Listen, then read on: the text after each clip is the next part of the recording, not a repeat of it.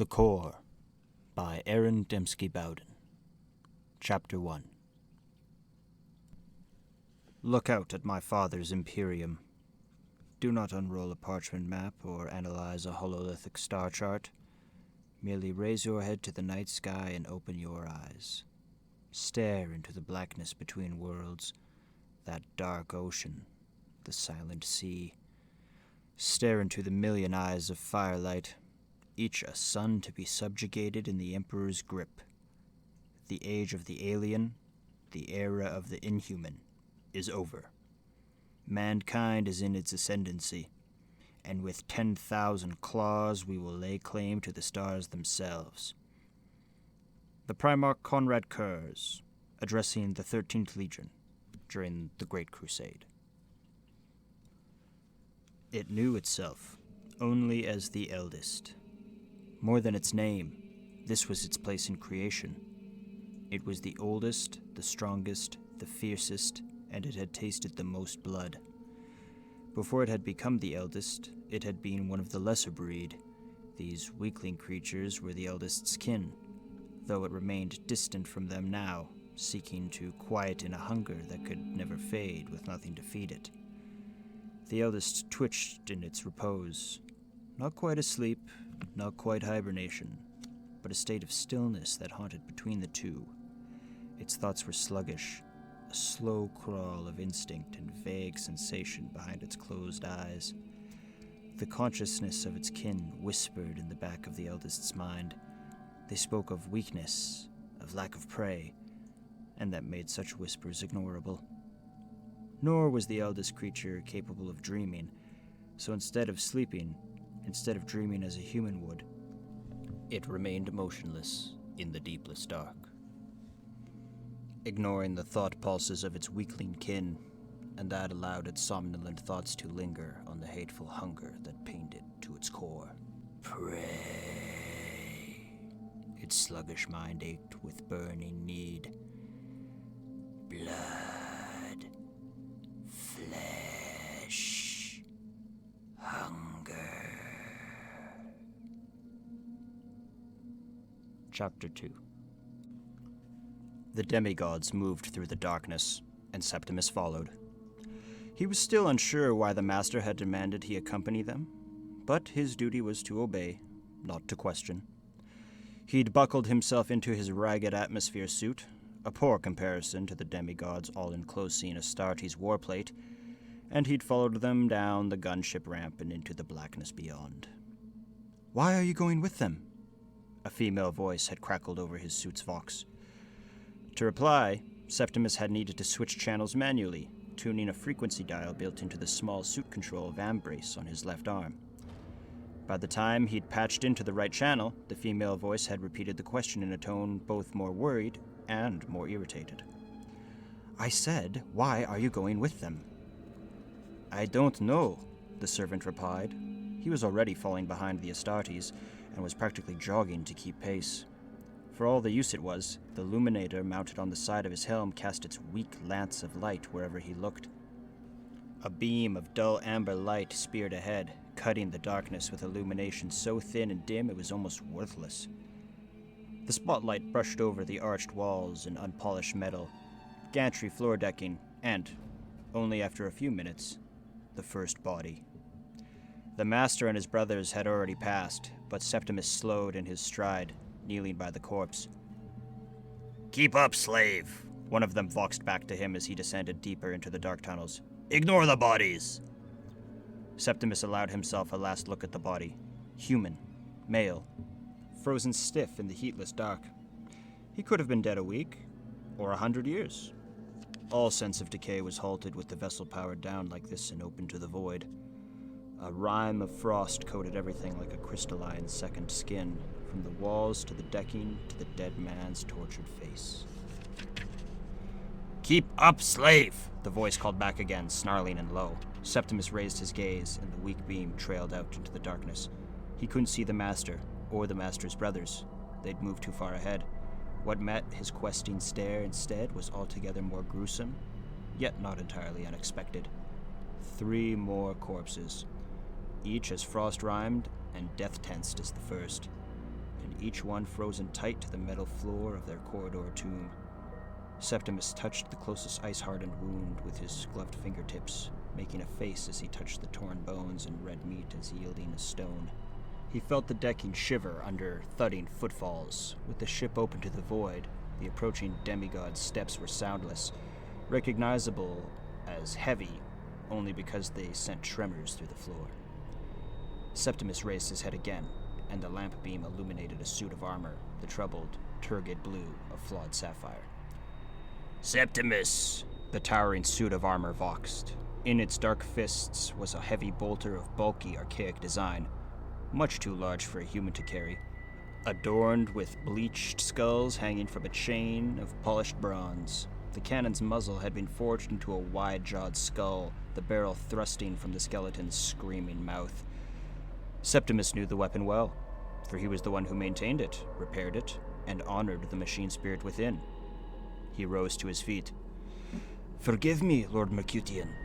The warrior's slanted eye lenses scanned him with unblinking scrutiny. "Is something amiss?" Mercutian's voice, even over the vox, had a quality most of the others lacked. Nestled amongst the inhuman depth and resonance was a hint of altered vowels, born of his accent. The refined edge to Mercutian's speech hinted at a youth of expensive education, and it colored his nostramen quite beautifully.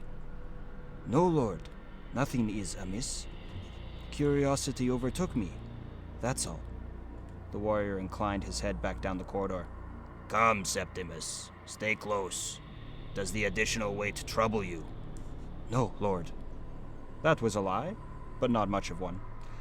He carried a heavy ammunition canister over his shoulder, in addition to the oxygen tanks on his back. The canister was densely packed with folded belts of ammunition for the massive heavy bolter clutched in Mercutian's gauntlets. The warrior carried 2 similar containers himself, locked to his belt. Another voice crackled over the vox, also speaking in Nostraman, but bladed with an edge to each syllable. Septimus knew the Hive-Ganger accent well enough. He'd learned to speak it himself as a natural inflection when his master had taught him the language. Most of the demigods spoke in the same way. "Hurry up, both of you!" "We're coming, Zarl," Mercutian replied. The warrior led the way, immense gun lowered, boots thumping noiselessly on the decking. He stepped over the dead bodies, paying them no heed. Septimus moved around them, marking how each one had been disemboweled by sets of huge scythed claws he'd only ever seen before on hololithic biological displays.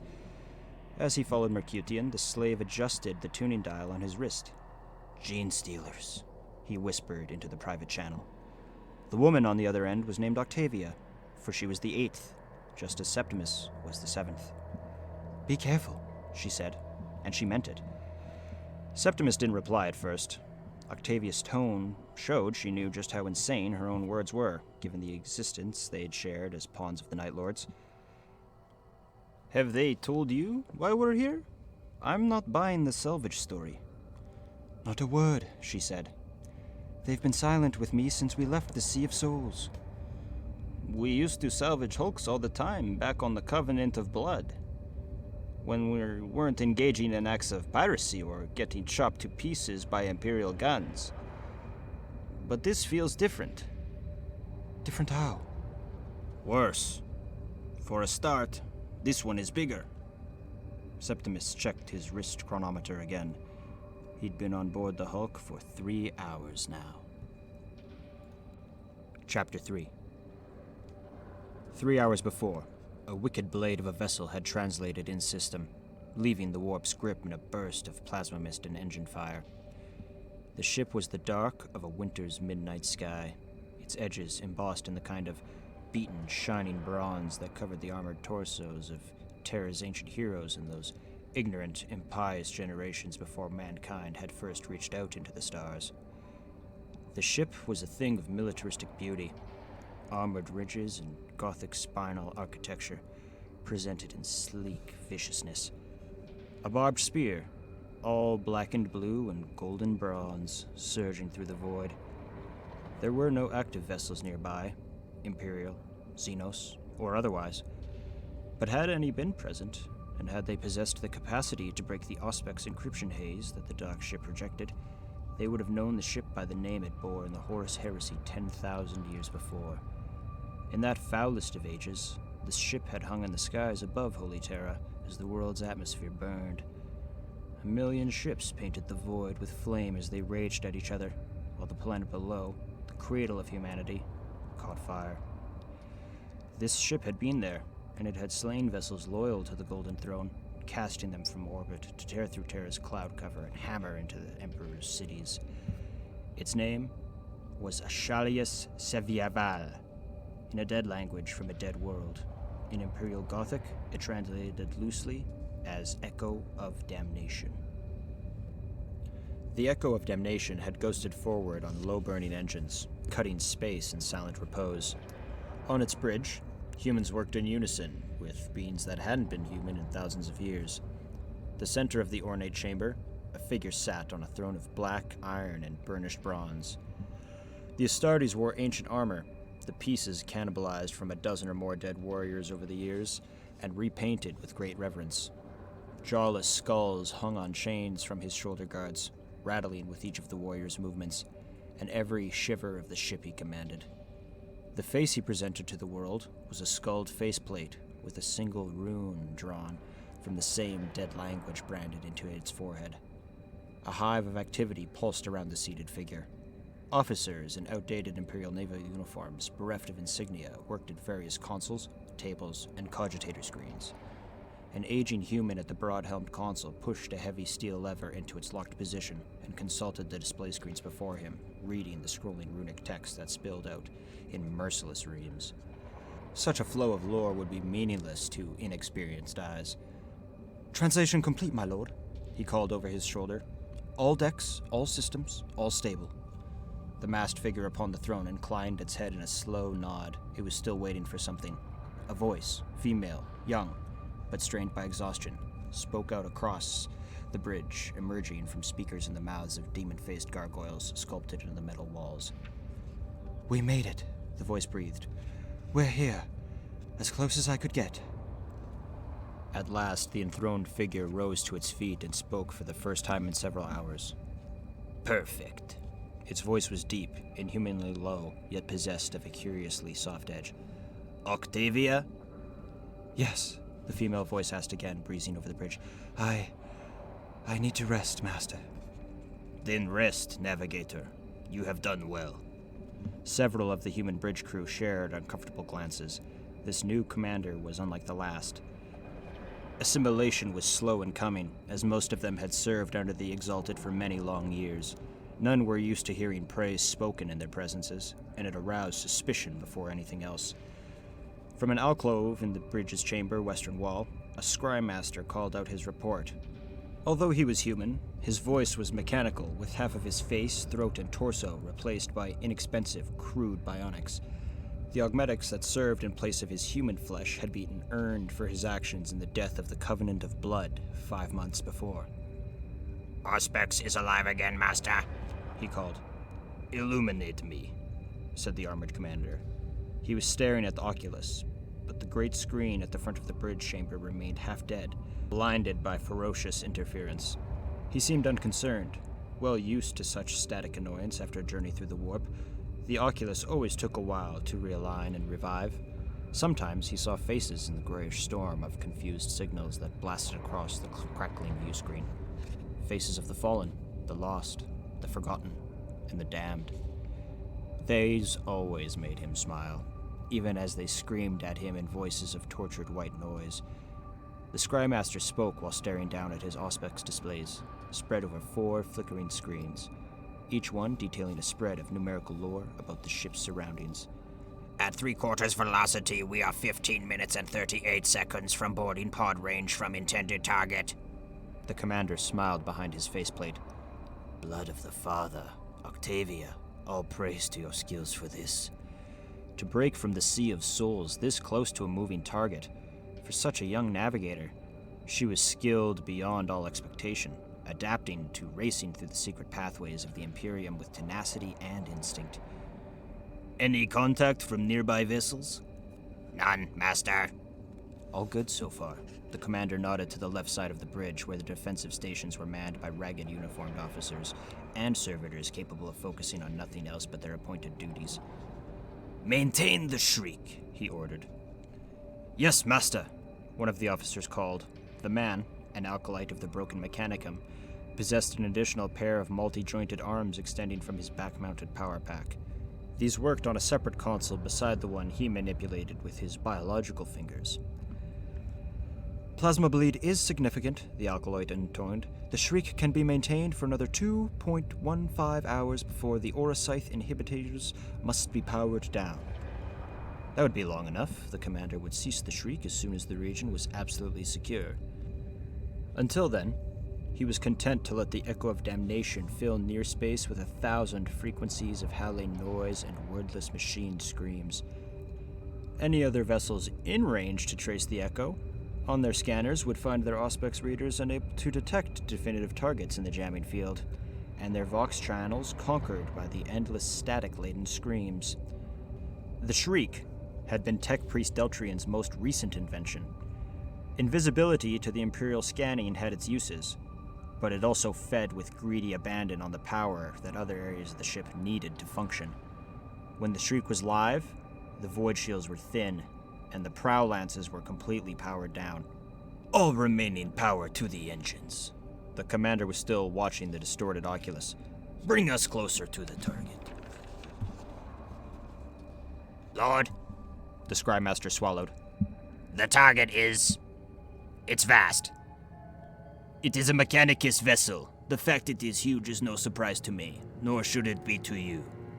No, Master. It reads as significantly larger than vessels of approximate design and specification. The Astartes aboard the Echo of Damnation were prepared for the eventuality that, during its decades in the warp, their target would have meshed and malformed its way into a larger mass of lost vessels, part of a serene, drifting space hulk. Such was the fate of most warp-lost craft. "Define vast," said the commander. Auspex reports indicate a mass in approximation of Jathis Secundus, Master. There was a pause, during which the bridge fell almost silent. The loudest sound was the commander's breathing, which rasped in and out of his Vox's helm speaker. The crew were still unfamiliar with their new master, but they could all too easily recognize the harsh breathing of an Astartes on the edge of losing its temper. "We have dropped from the warp," the commander hissed through his closed teeth, "to seek a ship fused within a space hulk. And you are telling me the scryers indicate this hulk is the size of a small moon?" Yes, my lord. The Scrymaster cringed. "Do not flinch when addressing me. I will not slay you for delivering irritating information." Yes, Master. Thank you, Master. The commander's next reply was interrupted by the Oculus, at last resolving into focus. The static cleared, the distortion bled away. The screen showed, with treacherous clarity, a distant mesh of conjoined, ruined spaceships, fused together as if by the will of some capricious mad god. It was, as the commander had cursed, the size of a small moon. One of the other Astartes by the commander's throne stepped forward, his own dark helm inclined towards the Oculus. "Blood of Horus, there must be 200 ships in that." The commander nodded, unable to look away. It was the largest drifting hulk he'd ever seen. It was, he was almost certain, the largest any human or Astartes had ever seen. "Scan that insane mess for the remnants of the Mechanicus exploratory vessel," he growled. "Hopefully it will be one of the ships merged at the outer layers. Alkalite, cease the shriek. Helm, bring us in closer." A muted "Compliance, Master," came from the primary helmsman. "Make ready First Claw for boarding operations," the commander said to the other Astartes. As he reseated himself on the metallic throne, he stared at the growing superstructure filling the Oculus. Details, warped contours, mangled spires were beginning to become visible. "And inform Lucorophis of the bleeding eyes that I wish to speak with him immediately." When its claws were not in use, they closed into awkward talons, curling in upon themselves and betraying a creature no longer suited to walking along the ground. Its movements had a jagged hesitance as it entered the chamber, punctuated by twitches in its limbs and flaw-born tics in its enhanced musculature. This spasming posture had nothing to do with cowardice, and everything to do with the fact that the beast was caged, forced to act as one of its former brethren, forced to walk and speak. Such things had been alien to the creature, if not completely anathema, for some time now. It walked on all fours, hunched over in a cautious stalk, hand talons and foot claws clanking on the deck. The cylindrical turbine engines on its back swayed with the creature's awkward gait. The being's helmed face showed little evidence of the ties to its bloodline, now changed by war and the warp into something altogether more hateful. Gone were the runic markings and a painted skull over a blessed ceramite. In place of traditional Legion signifiers, a sleek faceplate offered a howling demon's visage to the world beyond, a mouth grill set in a scream that had lasted since its godfather died. The twisted face flicked to watch each of the other Astartes in turn, snapping left and right like a falcon choosing prey. The servos and fiber bundle cabling making up its armor neck joints no longer purred with easy locomotion. They barked with each accusing twitch of its face. Why summon? The creature demanded in a voice that would have been out of place creaking from a gnarled maw of a desert vulture. Why summon? Why? Talus rose from the command throne. First Claw moved as he moved, 5 other Astartes approaching the hunched creature, their weapons within easy reach. Lucoriphus, Talus said, and inclined his head in respect before saluting both fists over hearts. His gauntlets and forearm covering the ritually mutilated Imperial Eagle emblazoned across his chest. Soul Hunter! It snarled, a chuckle from its lungs that sounded much too dry. Speak, prophet. I listen. Soon after, the echo of damnation drifted in close, dwarfed by the immense hulk and utterly eclipsed in the shadow it cast from the light of a distant sun. 2 pods blasted from housing in the ship's belly, twisting like drills through the void until they pounded into the softer, twisted metal of the hulk's skin. On the Echo's bridge, 2 signals pulsed back into the communications array. The first was soft voice and colored by vox crackle. The second was delivered in short, sharp hisses. This is Talos of First Claw. We're in. Lucoriphus! 9th Claw! Inside! Chapter 4. 10 hours in, and 7 hours since he'd last spoken to Octavia. Septimus knew better than to confess his hunger to the Astartes. They were above such things, and had no mind to be concerned with mortal needs. He had dehydrated ration tablets in his webbing, but they did little more than take off the edge of his hunger. First Claw moved through the dark corridors with a relentlessness made sinister by their silence.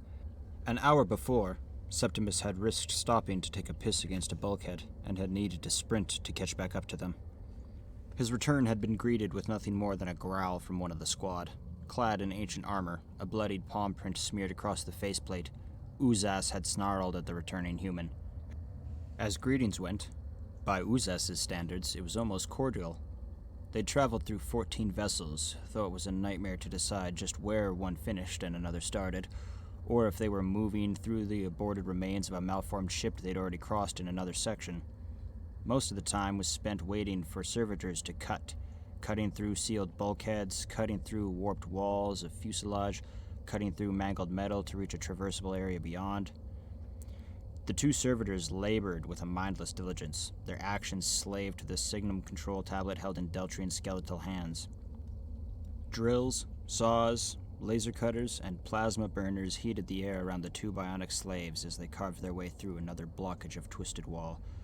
The tech priest watched through his eyes of emerald, the gems sculpted into layers of lenses and fixed in the sockets of a restructured face. Deltrian had fashioned his own body to exacting standards. The schematics he had designed in the construction of his physique were, by the standards of human intellect, closer to art than engineering. Such was the effort necessary to survive the centuries alongside the Astartes, when one lacked the immortality allowed by their gene-forged physiology. He knew he made the human uneasy. He was familiar with the effect his appearance had on unaugmented mortals. The equations in his mind that mimicked biological thought patterns reached no answer to rectify this adverse effect, and he was not certain it was, technically speaking, an error to be corrected. Fear had its uses, when harvested from others. This was a lesson he had learned from his association with the Night Lords. The tech priest acknowledged the human now with an inclination of his head. The serf was one of the chosen, and deserved a modicum of respect due to his position as artificer of First Claw's armor and weapons. Septimus? He said, the human startled while the servitors worked on. Honored adept? The slave nodded back.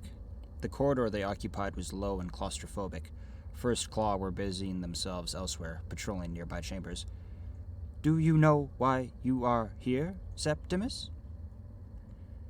Septimus didn't have an answer to that. Deltrian was an ugly thing of darkened metal, fluid-filled wires, and polished chrome. A metallic skeleton complete with its circulatory system, and wreathed in an old robe of thick weave the color of blood at night. It must have taken a perverse sense of humor to reforge your own body into something that looked like a bionic replica of some pre-imperial Terran death god. Septimus didn't share the joke, if indeed it was one. For the moment, Deltrian's eye lenses were deep green, likely cut from emeralds. This was by no means a permanent feature. Often they were red, blue, or transparent, showing the wireworks behind, linking to a brain that was at least partly still human. I do not know, Honored Adept. The masters have not told me. I believe I am able to make an approximate analysis. Deltrian laughed, buzzing like a vox slipping from the right frequency. There was a threat buried in that. Irritation made Septimus bold, but he kept his hands from resting on the two holstered las pistols at his hips. Deltrian may be favored as an ally from the Mechanicus, but he was just as shackled in service of the 8th Legion as Septimus was. Feel free to enlighten me, Honored Adept. You are human. The skinless creature turned its death grin away to regard its servitors once more. Human and unarmored in enclosing ceramite. Your blood, your heartbeat, your sweat and breath, all of these biological details will be detected by predatory xenospecies aboard this hulk. With all respect, Deltrian, Septimus turned, looking back at the long corridor they'd walked down. You're deluded.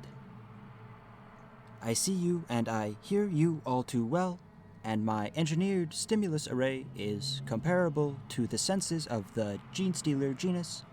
My aural receptors register your breathing like a world's winds, and your beating heart like a primal drums of a primitive culture.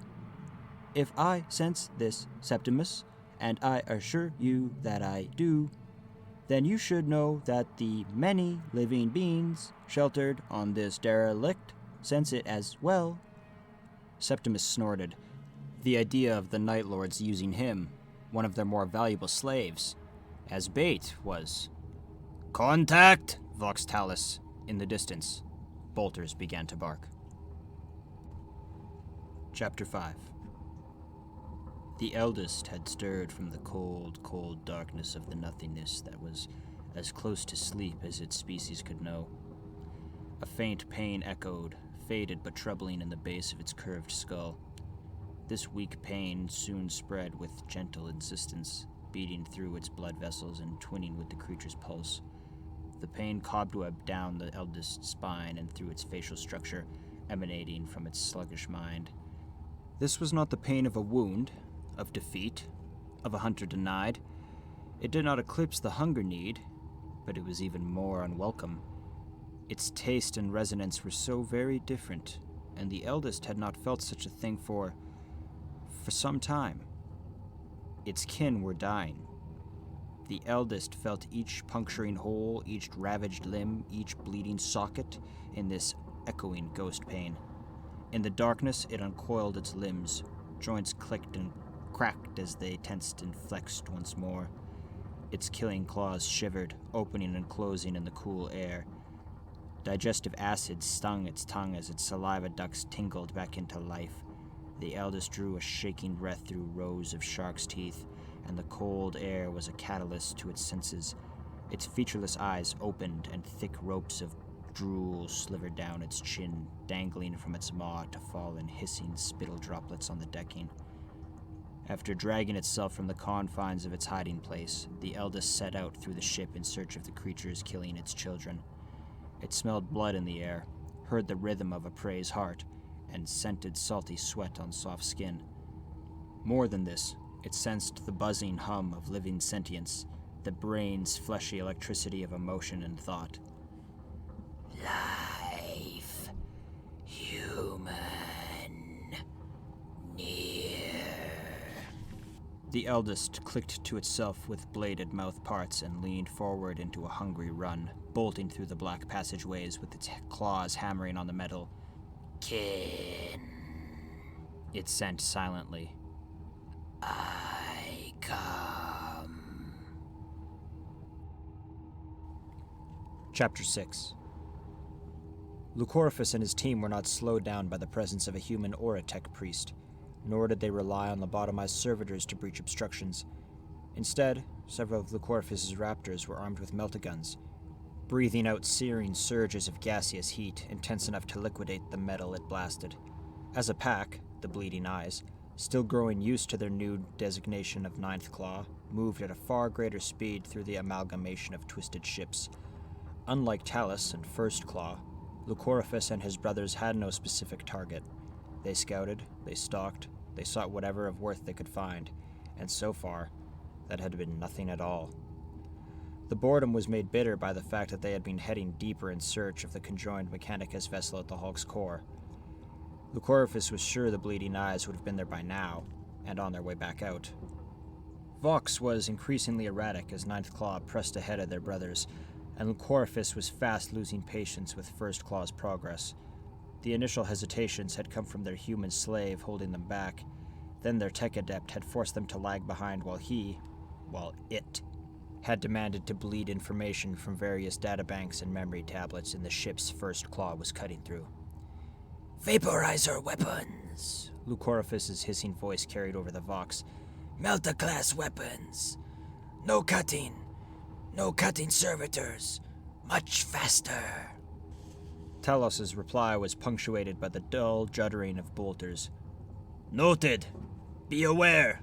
We've encountered an insignificant gene stealer threat. Minimal numbers, at least in this section. What is your location? Lucoriphus led his pack onward, through spacious corridors, each of the raptors hunched and loping beast-like on all fours.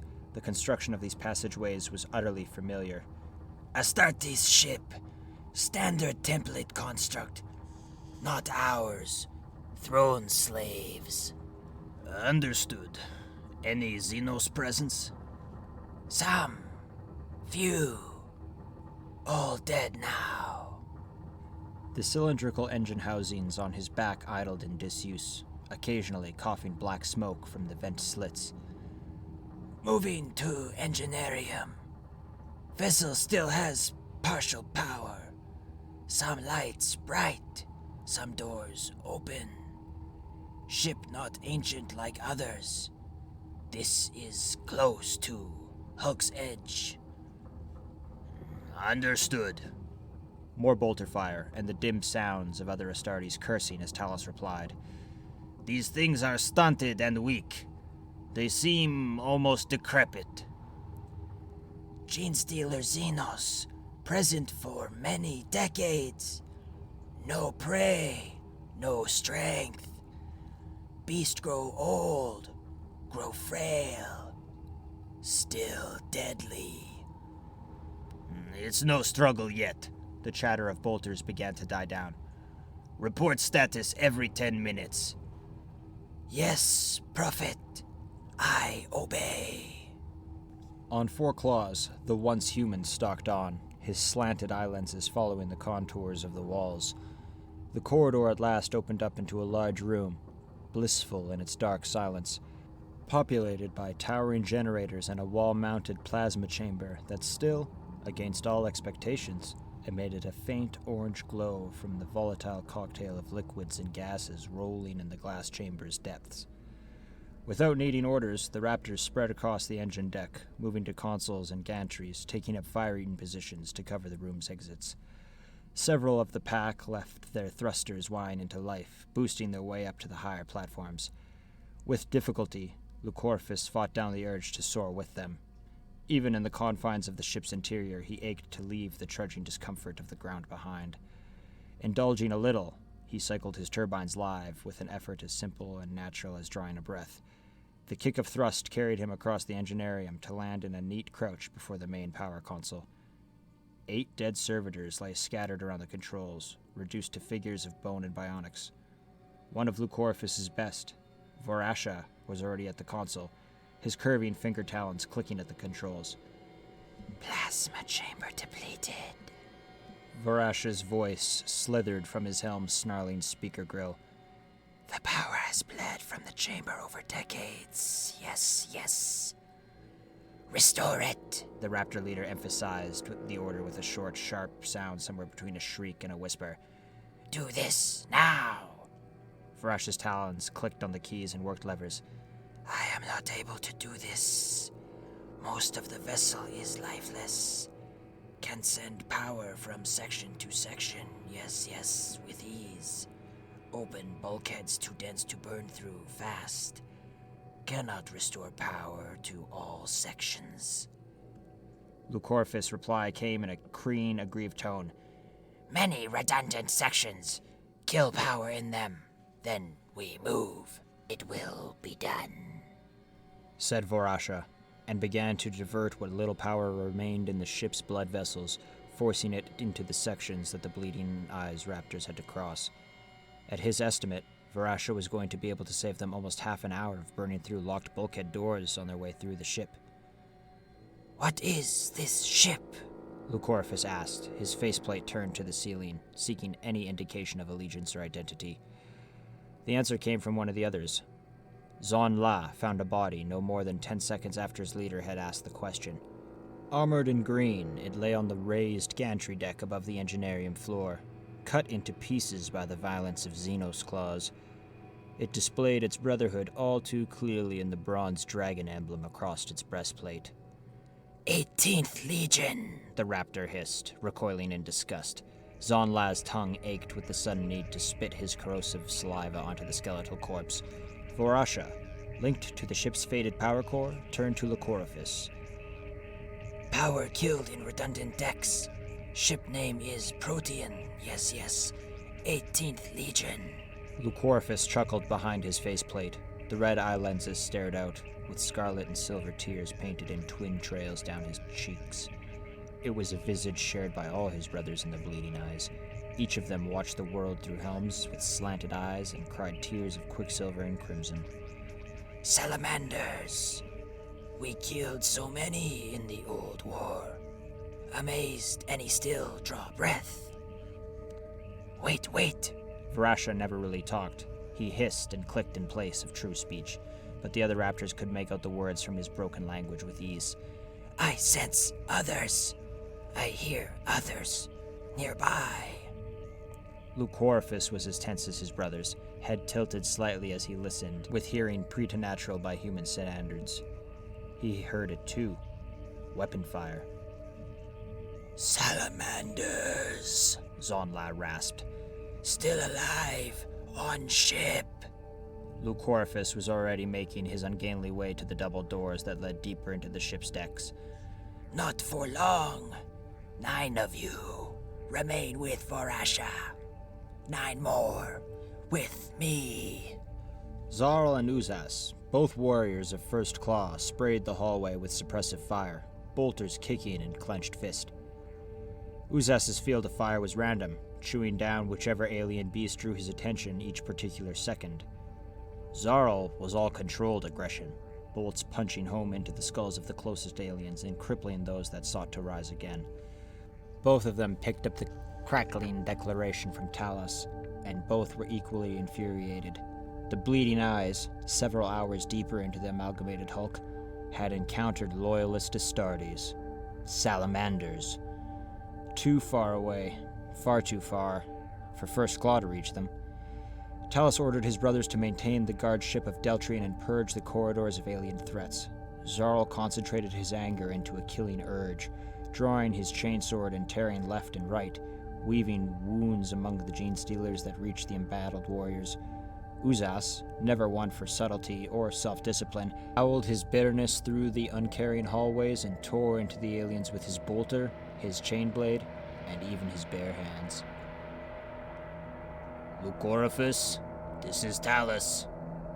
No words now. Hunting. Assess the enemy threat first. Do not engage without assured victory. Coward! We have the Echo of Damnation in the void nearby, fool. We can cripple their ship in space and deploy boarding pods at our leisure. Do not engage without assured victory. We do not have the strength here to face down Terminators. No reply came, except for the rabid charging of hand claws and foot talons on metal decking. Talus slowly exhaled. It left his helm's vox speakers as a demonic rasp. This was not going to plan. His standing orders for the strike cruiser had been to power down and activate the Shriek if any Imperial vessels came into system. There was little chance the Salamander's ship had detected and destroyed the Echo, but Talus was far from sanguine. Deltrin was taking too long, and Lucoriphus, as always, was an uncontrollable element. First claw to Echo of Damnation. The vox was worthless. They'd have to get back to the Hulk's outer layers to restore contact. Deltrian, Talos voxed. Status report. Chapter 7. The eldest rounded a corner, clinging to the walls with claws that crunched purchased into the arched, ancient steel. It didn't slow down, not even for a fraction of a heartbeat. Burning saliva stung its jaws as it drooled down its chin. Pray to ahead. The eldest leapt over the bodies of its fallen kin, moving its headlong dash to the ceiling as it tore forward, still not slowing in its stride. Claws ripped handholds into the corridor's roof with vicious speed. Bodily, it shoved its lesser kin aside, bashing through those tall enough to obstruct its passage. In better times, their link to the eldest's own mind would have sent them scurrying aside respectfully, sensing their lord's approach. Reloading! Mercutian dropped to one knee and ejected a spent ammunition belt from the massive heavy bolter. At his side, Syrian took aim with his own weapon, and the corridor echoed with the familiar judda judda judda of a bolter weapon letting loose on full auto. Reload faster! Keep shooting, Mercutian snarled. It's on the damn ceiling! Keep shooting! Beneath and around, the hard bodies of its kin were shattering and bursting under the prey's defenses. The prey ahead, two of them, unleashed a sickening stream of burning anger that blasted the eldest's kin apart. The heated projectiles began to crash against the eldest's skin. It suddenly remembered what pain felt like. Mercutian buckled the ammo feed into place and lifted his heavy bolter again. It took 3 awful seconds to power up again. Then its internal mechanisms clunked into life. An instant's glance saw Syrian's bolter fire laying waste to the weaker creatures, but the huge beast was shrieking its way through a volley of bolter fire, still sprinting across the ceiling, eating up the meters between them. He didn't rise to his feet. Remaining where he was, he pulled the trigger handle and felt his armor stabilizers kick in to compensate for the cannon's recoil. The heavy bolter shook as it disgorged a stream of high-velocity explosive bolts, each one pounding chunks of chitinous meat from the creature's exoskeletal flesh. As the 12th bolt struck home, the beast fell from the ceiling, plunging into the seething mass of lesser creatures below. Mercutian lowered his aim and let his cannon chew into them. The eldest smelled its own blood, and this was somehow more shocking than the pain of its burst-open bleeding wounds. The scent overpowered the wounds of its kin, eclipsing them in richness and potency. The lord creature drew in its damaged limbs, curling them close to its body. It had misjudged the prey. The prey was fierce. The prey could not be battled as equals, but must be stalked as meat to be hunted. This was the way. The eldest's hunger had blinded it to the way, but the pain of its mistake served as the most forceful of reminders. Hunched and defeated, but utterly devoid of shame, the eldest tore its way back down the passageway, slaying its own kin in its need to retreat from the prey. Minutes later, in the silent darkness again, it uncurled its wounded limbs, waiting for the blood to stop flowing. A single thought pulse screamed noiselessly through the decks above and below.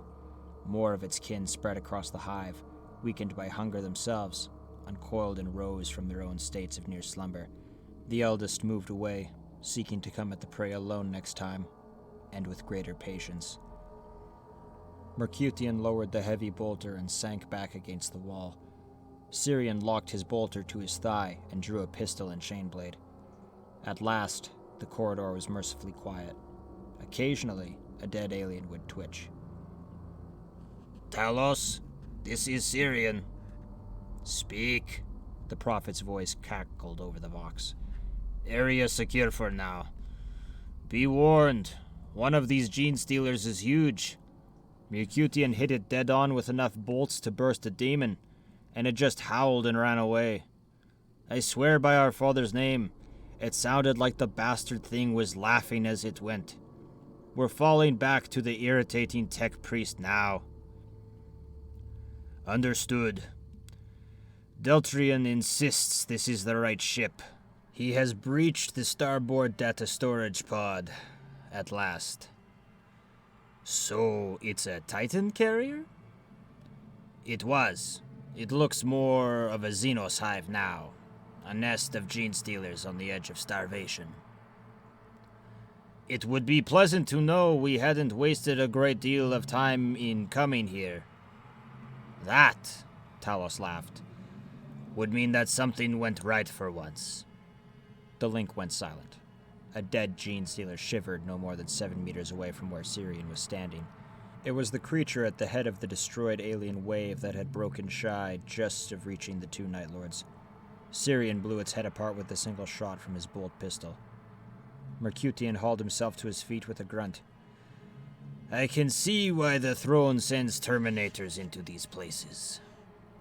The eldest loped through the dark tunnels, its crouched run taking it along the walls and ceilings without a thought.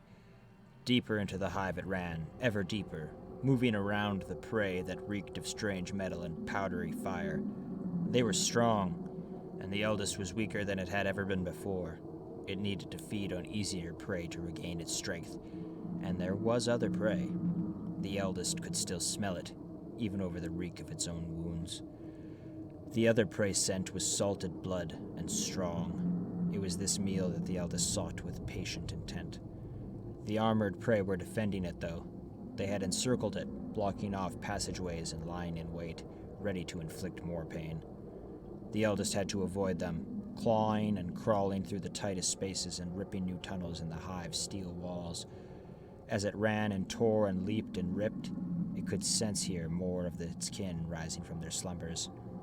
It came, at last, to an expansive section of territory claimed by its kin, where few of its cousin's creatures dwelled. The human prey was here, hiding in this immense chamber. The eldest unfolded its wounded limbs again. The blood no longer flowed. True regeneration might come in time. For now, a cessation of leakage and pain was enough. In the darkness, the eldest drooled and moved forward once more. Something primal and instinctive opened up within its mind, and an unheard shriek tremored throughout the ship. Its kin must be summoned. Septimus watched the servitors working in the chamber. Occasionally, his breath would mist the visor of his atmosphere suit, but when it cleared, the scene was much the same. The bionic slaves were loading up with heavy cogitator memory pods and strapping them to their backs. Deltrian, the roped tech adept, monitored their activity from beside the main console in a room full of stilled monitors and data processors. Thousands of years before, this had been the heart of a Mechanicus warship, carrying titans and enhanced soldiers across the stars. In this very room, tech priests had worked their esoteric trade, storing the information of countless crusades, the gun camera footage of hundreds of battlefields, the countless Vox transmissions from generations of Titan commanders and infantry officers, and most vital of all, the code keys, voice imprints and encryption ciphers of Titan legions to whom this ship had once belonged. All of it added up to what the skeletal tech adept had come for, the chance to lay claim to 1,000,000 secrets of the cult Mechanicus. Such lore was worth any risk. Its potential uses were infinite in the old war, a against the false emperor and the dregs of the true mechanicum that still lingered, gasping and ignorant on the surface of great Mars. Yet it had been difficult to persuade the Night Lords of the necessity or of the possibilities on offer. They had been lured in with the temptation of potential scavenging. It was a crude compromise by the tech priest's reasoning. Insofar as Deltrian was capable to emulate human emotion anymore, he had a degree of regard for the warriors of the 8th Legion, but he mourned their lack of vision in regards to the lore he sought here. Still, they were always reliably earnest in pursuit of piracy. He'd played to that predilection. "Did you hear that?" Septimus asked, his breath audible over the vox. "First Claw has engaged some kind of huge creature." Deltrian diverted an insignificant portion of his attention to replying, "Corporaptor primus." "What?" The human's voice patterns indicated the confusion and misunderstanding, rather than not hearing correctly. Deltrian emitted an irritated spurt of static from his vocabulator, the closest he could come to a sigh. "Corporaptor primus, the patriarch of a gene-stealer brood, the alpha, apex predator." "How do you kill something like that?" "We do not. If it finds us, we die. Now cease vocalization. I am engaged in focused activity." Deltrian enjoyed another 3 minutes of relative silence, then the muffled clanking of distant footsteps, far too fast to be human, far too soft to be Astartes, echoed through the console as the adept worked. The distant tread vibrated the panels, the tremors imperceptible to a mortal, but registered on the sensitive pads of the tech adept's metal fingers. He spared a moment of his concentration to send a short burst of digital code to display written Gothic text across First Claw's visor displays. "Gene-stealer threat has breached perimeter. My work is at a sensitive stage." With this task completed in less than the time it would take a human heart to beat, Deltrian continued working, entering numerical cracking keys to pierce the cogitator's console and coded information locks. He was close now, close to being able to bleed the console's memory banks, and loathed the fact that a distraction would soon arrive. Chapter 8. The bleeding eyes crouched in wait, gargoyles of ceramite with twisted faces rendered into silent howls. The tunnels here were wider, freer, with ceilings sporting secondary decking and mazes of cables overhead. It was on these decks, and among these dense cables serving the low-powered ship as veins, that the bleeding eyes waited. Beneath them, the prey had taken the bait. The green-armored warrior and bulky Terminator plate stomped without a hint of grace, pounding his way through the corridors, firing at shadows and suggestions of foes with his underslung rotator cannon. Something was wrong, though. From their perches, the Night Lords listened to the throne-loyal Astartes, admonishing enemies that did not exist, evidently fighting a battle that had naught to do with the present. Burning holes streaked in the walls where the cannon's stream of fire pitted the metal in long bursts of anger. The bleeding eyes shared muted vox chuckles and stared down at the deluded warrior. He was clearly afflicted by an amusing madness, and yet he had taken the bait. Shargan still led the Terminator on, appearing at junctions and corners, offering the flash of dark armor and screeching through his helm's vox speakers. Whatever the salamander believed he was seeing, he gave stiff, relentless chase to Shargan, paying no heed to the raptors crawling several meters above him, making their way on all fours across decking and power cables. Only when Lucoriphus had deemed they'd come far enough did they spring the trap. "Seal the doors," their leader hissed. Both bulkheads slammed closed, cutting the corridor off from the rest of the ship. At a distant control console elsewhere on the ship, Varasha and the second team of Bleeding Eyes were laughing. In the corridor below, the Terminator halted, retaining enough sense to realize it was trapped. The warrior looked up at last, as 10 chain blades revved snarling into life. Lucoriphus was closest, leading half of the Bleeding Eyes, clinging to the decking and overhead cabling, even the walls and ceiling. The leader whispered into the vox a moment before his raptors pounced. "Kill him." Talos entered the data storage chamber, Gravity had been restored in this area of the Mechanicus ship, and with the recommencement of gravity came the reintroduction of an artificial atmosphere. The ship automatically sealed off the voided sections with bulkheads. The restoration of air also brought a new aspect to this curious hunt. Sound had returned. It was unwelcome. The inner workings of the storage modules rattled and clanked like the engine of some struggling vehicle, pistons hammering within the cogitator's innards. Talus had no desire to know why the archaic storage machinery required such moving parts, and the sound, in the 6 minutes since the air had been restored by Deltrian servitors, was growing steadily more irritating. Variel had reached the chamber a few minutes before the Prophet.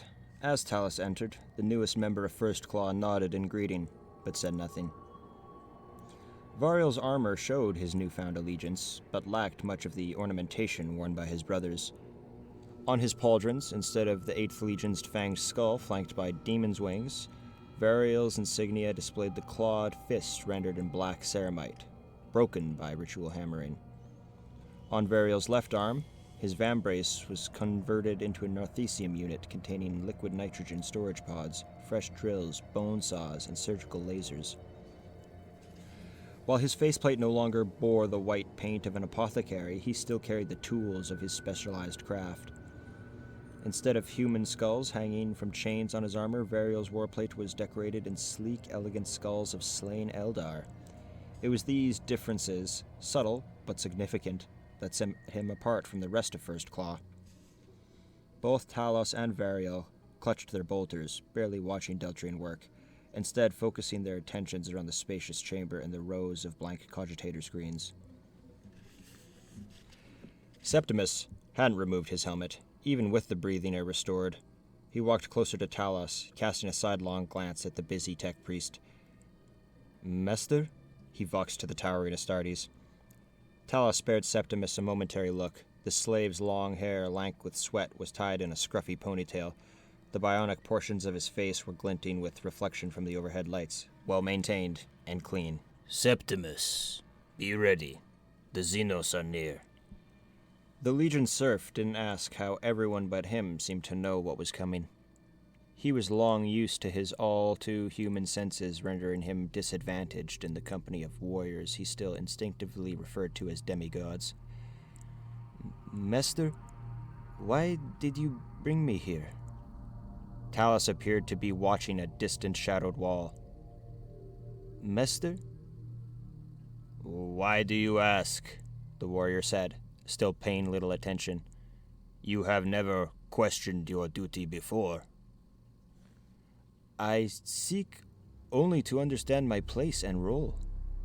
Talos moved away, bolter at the ready. The Night Lord's mouth grill emitted a vox-distorted snarl.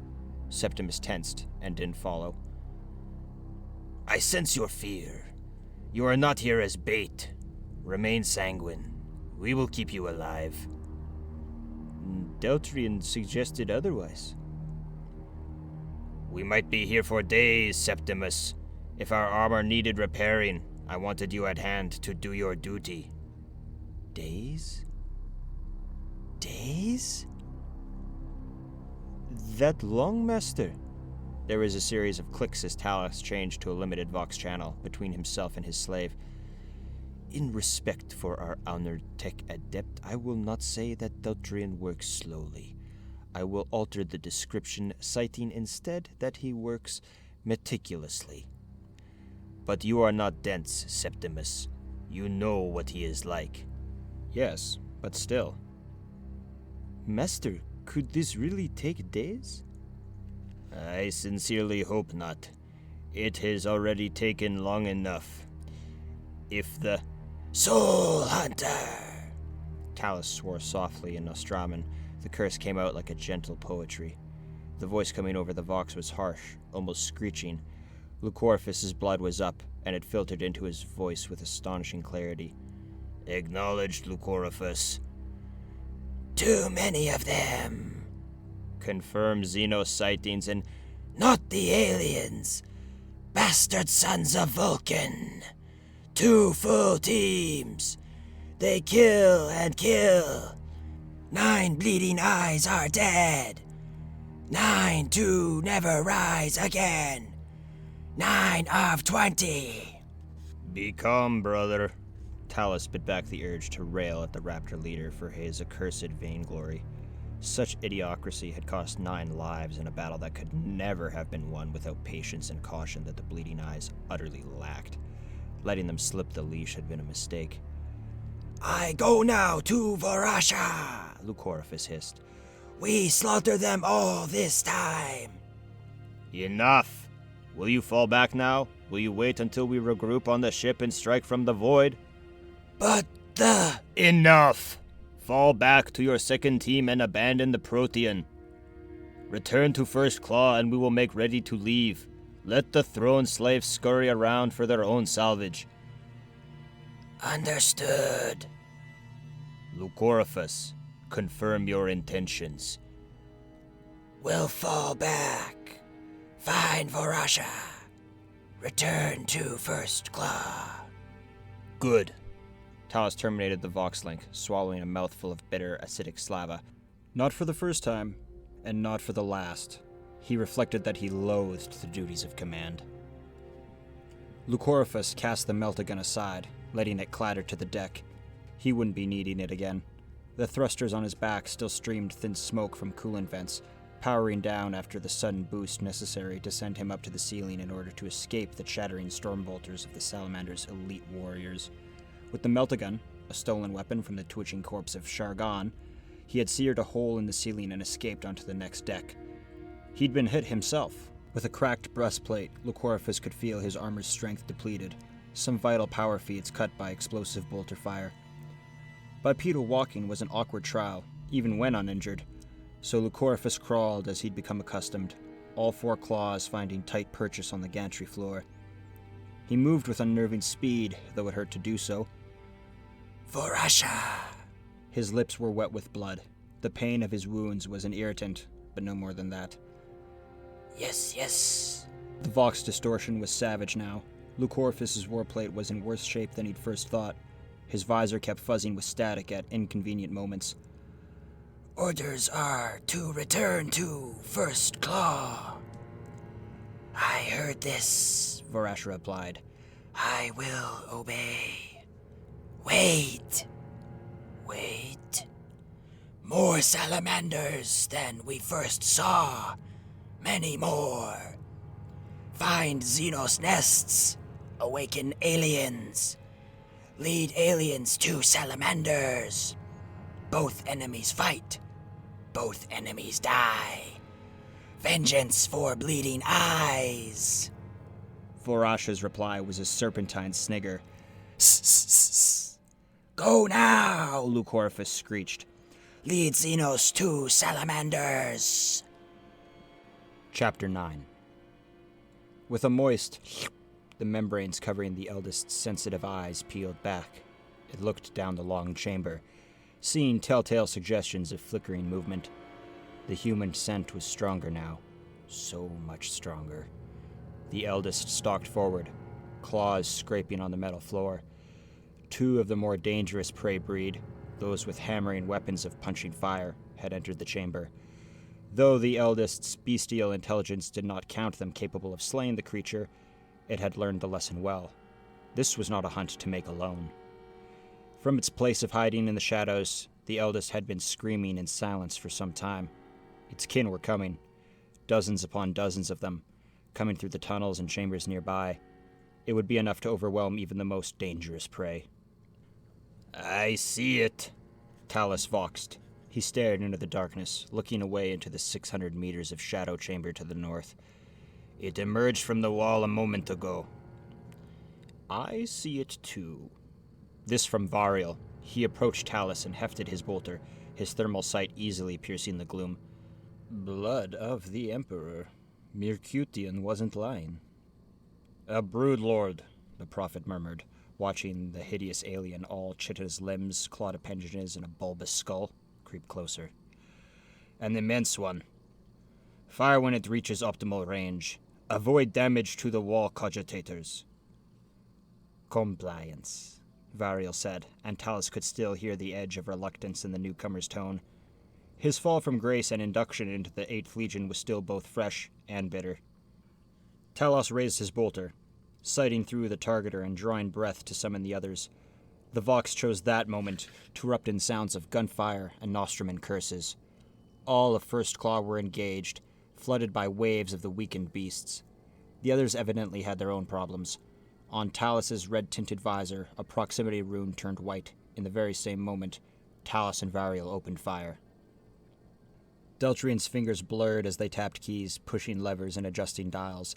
The locking code obscuring the information he desired was remarkably complex, and forced a degree of instrument adjustment, even as his personally designed crack keys did their work on the cogitator's programming. This was not an unexpected development, but it did necessitate a diversion of attention that the tech adept found galling. Added to the annoyance, the firefight 50 meters to his left was a raucous irritation, for bolters were hardly quiet weapons, and the Coraptor Primus, a breed of Xenos Deltrian had never witnessed firsthand, howled endlessly as it endured the process of being blown apart by explosive rounds.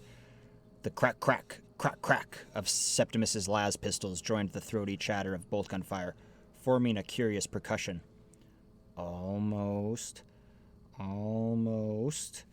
Deltrian emitted a bleat of machine code from his vocabulator, the sound emerging as a tinny and flat pulse to anyone untrained in comprehending such a unique language. It was as close to a cheer as he had come in many years. 16 separate memory tablets slid from the main cogitator's data socket. Each one was the approximate size and shape of a human's palm.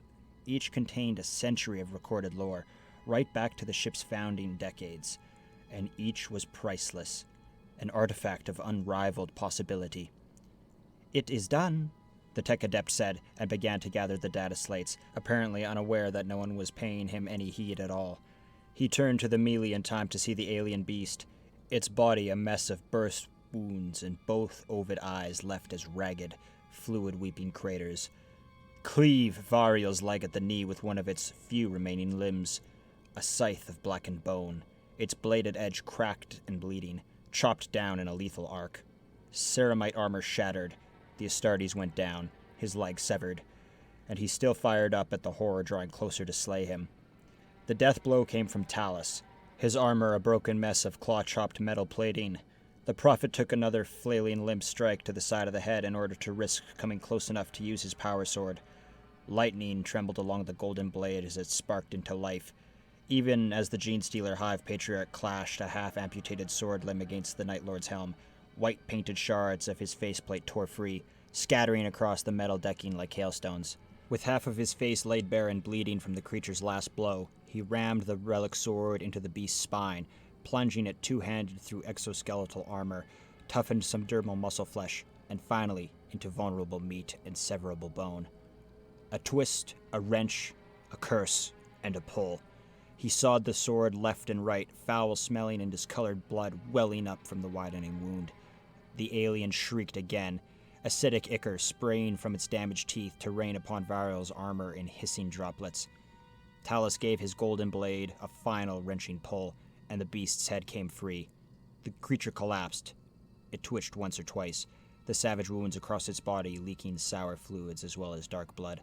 The smell, Septimus would later tell other slaves back aboard the ship, was somewhere between a charnel house and a butcher's shop left open to the sun for a month.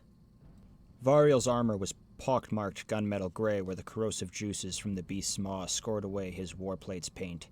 His severed leg wasn't bleeding. The coagulants in Astartes' blood were already working to seal the wound and scab it over. Any pain was dulled by his armor's narcotic injectors dispensing stimulants and pain suppressors into his bloodstream. Yet he growled a curse as he dragged himself away from the stilled beast and swore in a language only he understood. Deltrian anglicized the linguistic pattern.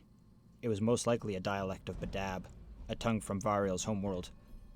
The details were irrelevant. Talos' suit of armor was almost entirely stripped of color, the acids and burning blood having blistered the ceramite and scorched the dark paint away. He regarded the creature's steaming body, with half of his face visible due to the damage he'd taken to his helm. The tech adept saw the Prophet scowl and fire another bolter shell into the dead alien's severed head. What remained of the Genestealer's skull vanished in an explosion of wet fragments that clacked off the walls, the floor, and Talos' own armor. Septimus looked on, catching his breath. He knew repairing and repainting both of these ancient suits of battleplate was going to be a time-consuming process. He felt it was to his credit that he didn't say so here, and busied himself holstering his guard-issued las pistols before leaning against the wall. Deltrian watched this scene for exactly 4.2 seconds. "I said, it is done." He couldn't keep the rising impatience from his tone. "May we leave now?" Chapter 10. When the echo of damnation pulled away from the hulk, the shriek fell silent as the plasma contrails misted the void behind the ship. Engines running, breathing the mist into space, the echo tore away from the vast amalgamation of forgotten ships. On the command throne, his armor still gray and a cracked ruin, Talus watched to the oculus. It showed a slice of deep space. No more, no less. "How long ago did they leave the system?" he asked. These were the first words he had uttered since returning and taking the throne. The answer came from one of the aging human officers, still in his Imperial Navy uniform, albeit stripped of the Emperor's insignia. "Just over 2 hours, my lord. The Salamander vessel was running dangerously hot. We think the shriek unnerved them. They broke orbit and ran, rather than seek the signal source." "They did not find the ship?" "They barely even looked, my lord. They withdrew their boarding teams and fled." Talos shook his head. "The sons of Vulcan are placid and slow, but they are Astartes and know no fear. Whatever sent them crawling from the system was a matter of grave import." "As you say, my lord. What are your orders?" Talos snorted. 2 hours is not an insurmountable head start. Follow them. Make ready all claws. Once we catch them, we will tear them from the warp and pick apart the bones of their ship." "Compliance, master." The prophet allowed his eyes to drift closed as the ship rumbled into activity around him. He wanted to let his wrath fall upon Deltrian. More than that, and more difficult to admit, he wanted to kill Deltrian. But given the results of the mission... "Damn him," the prophet breathed. The Hall of Reflection housed what few relics remained to the warriors of Talos' warband. In more glorious eras, such a chamber would have been a haven for prayer, or for purification through meditation, and to witness the Legion's history through the weapons and armor once borne and worn by its heroes. Now, it served as something not quite a workshop, not quite a graveyard. Deltrian was lord of the chamber, and his will and word were law. Servitors worked at various stations, repairing pieces of armor, replacing the teeth tracks of fouled chainswords, forging new bolter shells, and creating the explosive innards. And here, in ritually preserved stasis fields, the ornate sarcophagi of fallen warriors were mounted on marble pedestals, awaiting the moment they would be mounted into the bodies of dreadnoughts and sent to war once more. Several fluid-filled suspension tanks bubbled away, most empty, in need of flushing or scrubbing, and a few occupied by naked figures, rendered indistinct by the milky, oxygen-rich amniotic fluids. Deltrian had returned to his sanctum several minutes before, and had already inserted the data tablets into the sockets of his own cogitators, to drain the lore onto his own memory banks. The doors to the Hall of Reflection remained open. Deltrian allowed the data transfer to occur unwatched, and instead waited for the guests he was expecting. At last they arrived. 12 warriors in a ragged line. Each of the dozen Astartes showed signs of recent and grievous battle. Each of them had survived a harrowing 6 further hours on board the Hulk, fending off gene-stealers and hunting the accursed creatures back to their nests.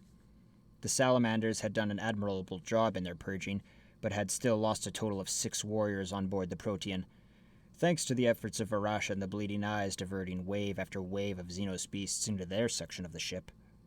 6 souls lost. 6 warriors fallen. It did not seem many on the surface of things. The Night Lords had lost 14, all of them from the Bleeding Eyes. Lucoriphus seemed untroubled. "The weak fall, the strong rise," he'd said as they boarded the Echo of Damnation. Deltrian observed that this was as close to a philosophy the degenerate warrior had ever come. The Bleeding Eyes leader had no reply to that. Deltrian watched the 12 Astartes enter the Hall of Reflection now, Each pair carried a great weight between them, the broken bodies of armored salamander warriors. One of the butchered warriors was carved with both surgical precision and gleeful brutality, slain by the bleeding eyes and earning the ignoble honor of being the first to fall.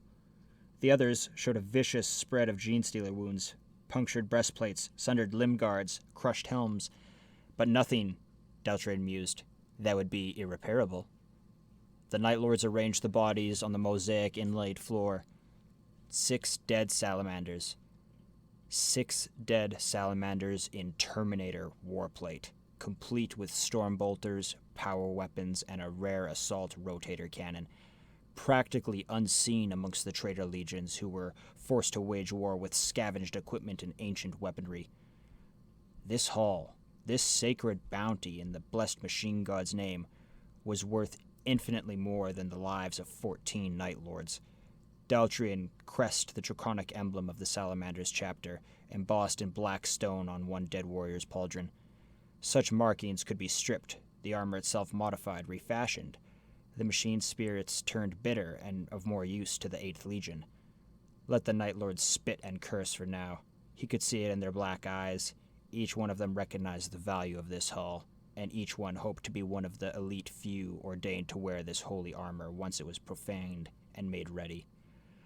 14 lives in exchange for the secrets of a Titan Legion and 6 suits of the most powerful armor created by mankind. Deltrian always smiled, for that was how his skullish face was formed.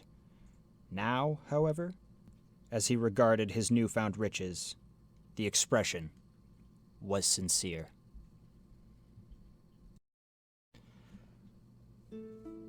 Alright guys, thanks for watching and listening. I grossly underestimated how long this video was going to be and how long it would take to make, but here we are at the end. Let me know what you thought. This is one of my favorite little short stories. It actually takes place between book 2 and 3 in the Night Lords Omnibus. It's got it all. It's got traitors, it's got loyalists, it's got Xenos, it's got space hulks, a little bit of everything. But that's all for me today. Thanks, guys. Catch you later. Have a good one.